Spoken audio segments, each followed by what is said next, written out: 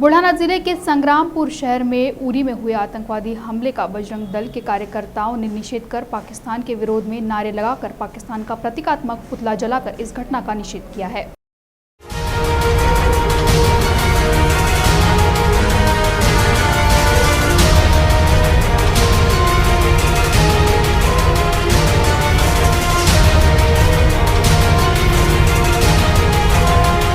उरी हमले में देश की सरहद पर आतंकी हमले में कई जवानों ने अपना खून बहाया। शहीदों की इस शहादत को याद कर और उन पर हमला करने वाले आतंकी संगठन और पाकिस्तान का निषेध देश भर में किया जा रहा है।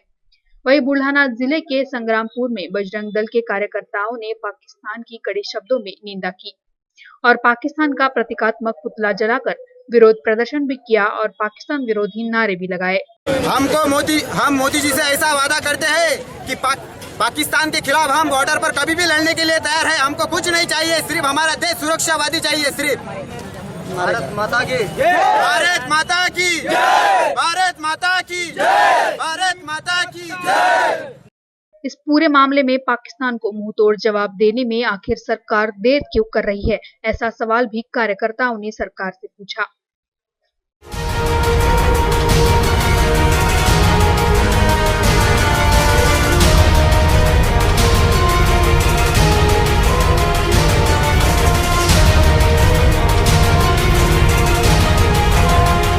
बुल्ढाना जिले के देऊळगांव राजा में खड़पूर्णा प्रकल्प में अपनी जमीन गंवाने वाले किसानों को कम मुआवजा दिए जाने पर किसानों ने जिलाधिकारी के खिलाफ अनोखा प्रदर्शन किया। किसानों ने जिलाधिकारी की कुर्सी और उनका कंप्यूटर जब्त कर लिया।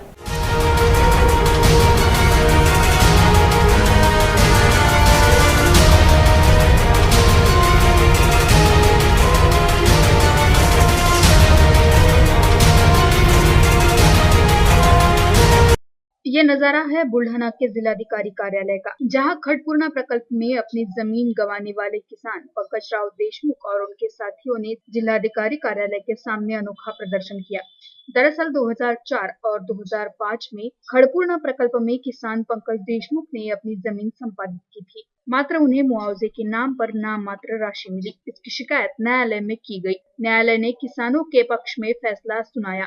बावजूद इसके जिलाधिकारी द्वारा इस मामले को हल्के में दिया गया, जिसे नाराज किसानों ने जिल्हाधिकारी की कुर्सी और कंप्यूटर जप्त किया। देऊळगाव या तालुक्यामध्ये झालेल्या खडकपूर्णा प्रकल्पासाठी मौजे मंडपगाव येथील संपादित झालेल्या शेतजमिनीचा मोबदला अतिशय कमी दिल्याने तेथील कास्तकार प्रकल्पाधित कास्तकार व्यंकटराव उत्तमराव देशमुख यांनी भूसंपादन कायद्याच्या तरतुदीनुसार वाढीव मोबदला मिळण्यासाठी विद्यमान दिवाणी न्यायाधीश वरिष्ठ स्तर यांच्याकडे दावा दाखल केला होता। सदरच्या दाव्यामध्ये साक्ष्य पुरावे होऊन सदरच्या दाव्यामध्ये विद्यमान न्यायालयाने सन 13-14 मध्ये निकाल देऊन वाढीव मोबदला मंजूर केला। सदरचा वाढीव मोबदला मंजूर झाल्यानंतर जिल्हाधिकारी कार्यकारी अभियंता खडकपूर्णा प्रकल्प व भूसंपादन अधिकारी यांना विद्यमान न्यायालयाने आदेशित करून सदरचा वाढीव मोबदला हा विहित मुदतीत देण्याचा आदेश केला होता। परंतु जिल्हाधिकारी बुलढाणा तसेच भूसंपादन अधिकारी व कार्यकारी अभियंता खडकपूर्णा प्रकल्प यांनी विद्यमान न्यायालयाच्या आदेशाने दिलेल्या विहित मुदतीत वाढीव मोबदल्याची रक्कम न भरल्याने न्यायालयाच्या आदेशाचा अवमान झाल्याप्रकरणी प्रकल्पग्रस्त कास्तकाराने विद्यमान न्यायालयामध्ये गैरहजरदार जिल्हाधिकारी व कार्यकारी अभियंता खडकपूर्णा प्रकल्प यांच्या विरुद्ध रक्कम वसूल होऊन मिळण्यासाठी जिलाधिकारी की कुर्सी पूरे रास्ते खींचकर लोग लेकर गए। इस अनोखे प्रदर्शन को देखकर बुल्ढाना वासी भी हैरान थे।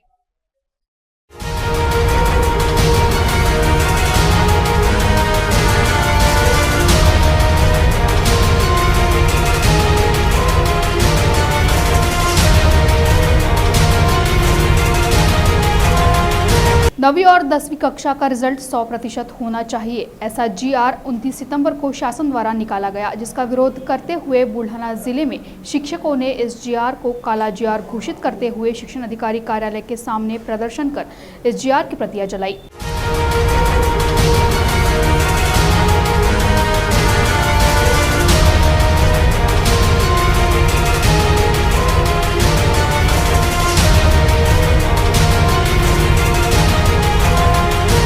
19 सितंबर 2016 को प्रशासन की ओर से एक जीआर निकाला गया जिसमें 9वीं और 10वीं कक्षा के छात्रों का रिजल्ट 100% होना चाहिए, इसका जीआर निकाला गया है। लेकिन शिक्षकों का कहना है कि ऐसा होना कतई मुमकिन नहीं है और ये जीआर प्रशासन ने निकाला है वो पूरी तरह से गलत है। इस बात का विरोध करते हुए शिक्षकों ने बुल्ढाना शहर के शिक्षण अधिकारी कार्यालय के सामने प्रदर्शन कर इसे काला जीआर घोषित किया।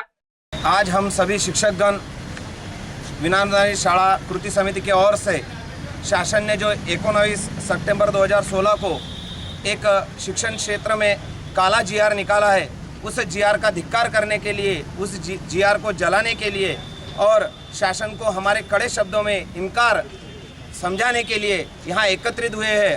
अभी जो शासन ने 19 सितंबर को जीआर निकाला उसके अनुसार शासन हमें 9वीं और 10वीं कक्षा की जो रिज़ल्ट है वो 100% मांग रही है, जो कदापि पॉसिबल नहीं है। बड़े बड़े स्कूलों का 100% रिज़ल्ट आएगा ही ऐसा कुछ ज़रूरी नहीं है, वो विद्यार्थियों के क्षमता के अनुसार होता है। उसके सिवा बायोमेट्रिक जो मेजर बायोमेट्रिक प्रेजेंट है वो लेने का बोला है। और इस दौरान जीआर की प्रतियां भी चलाई गई। बीजेपी सरकार तथा शिक्षण मंत्री विनोद तावड़े के विरोध में भी जमकर नारेबाजी की गई।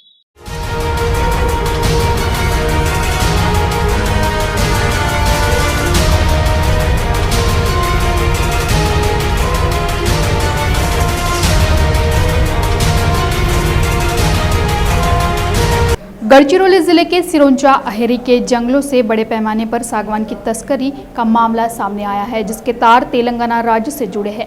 यही नहीं, तस्करों द्वारा वन संपदा को भी बड़ा नुकसान उठाना पड़ रहा है। जहां के गांव से करोड़ों रुपए का सागवान की तस्करी आए दिन किए जाने से वन विभाग की कार्यप्रणाली पर अब सवाल खड़े किए जा रहे हैं।